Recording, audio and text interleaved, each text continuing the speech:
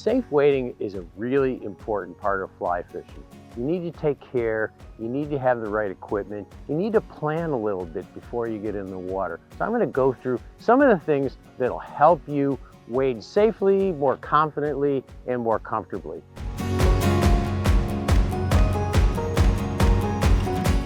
Number one is equipment. You need a belt on your waders.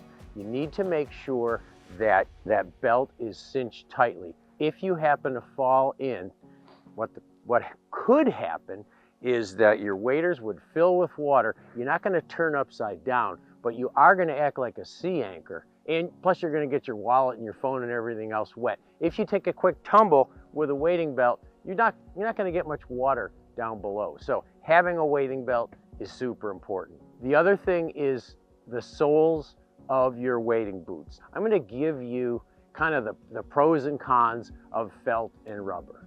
So let's start with felt soles. Felt soles are an older, more traditional way of covering the bottom of a wading boot.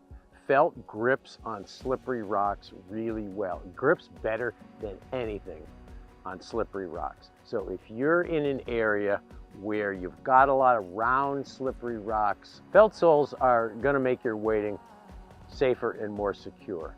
Now, there are some downsides to felt. One is that hiking on a trail, it's harder because you've got kind of a slippery, smooth sole. So if you're doing a lot of hiking, felt soles can be a little tiring. Also, if you fish in snow or icy conditions, you can build up layers of snow or ice on the bottom of those felt soles. And a final negative point for felt soles, in fact, they're illegal in some places, you need to check the regulations where you're going to fish, is that felt soles don't dry quickly and they can hold invasive species, things like zebra mussels and New Zealand mud snails and didymo and whirling disease, and you can take them from one watershed to another. So you want to be careful. If you have felt soles, what you need to do is you need to wash them really, really thoroughly and scrub them with a wire brush. They say clean, inspect, and dry.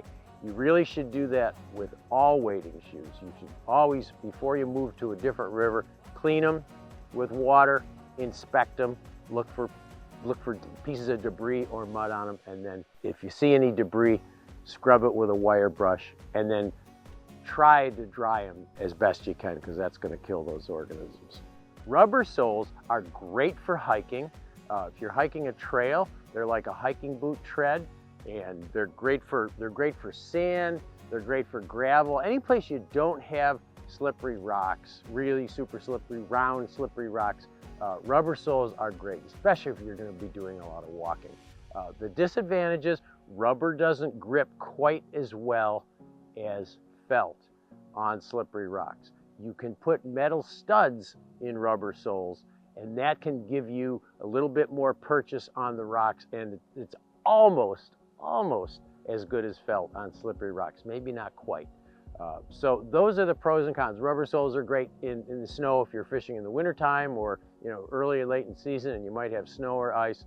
Rubber soles are much safer than felt soles. So those are the pros and the cons. You kind of got to balance what kind of fishing you're going to be doing. But always check the regulations if you're going to be using felt soles, and always clean, inspect, and dry your wading shoes before you go from one place to another. So a third thing you want to have, if you're unsteady on your feet or you're fishing a lot of fast, heavy water, is a wading staff. Most of them are collapsible. You just pull them out, put them together, lock them, and you've got a third leg or a tripod that gives you a lot more stability.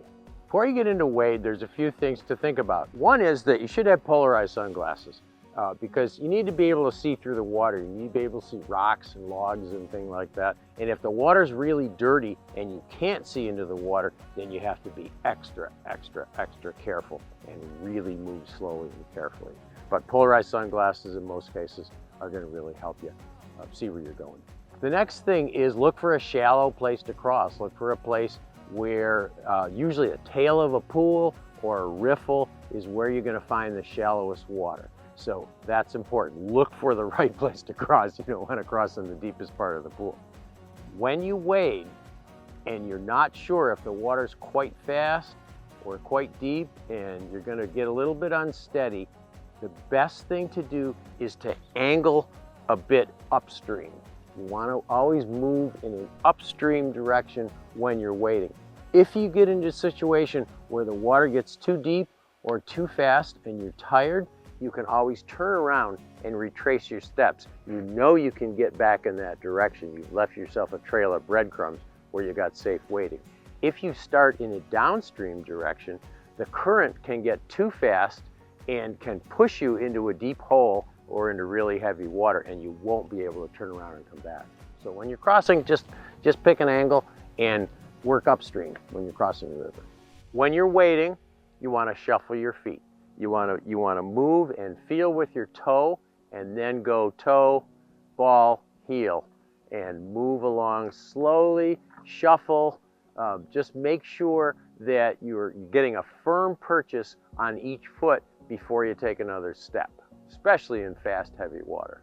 Another thing I've found is you need to be really careful not to cross your legs. You want to keep your weight centered. You want to have your knees over your ankles, and you want to have your weight centered over your feet.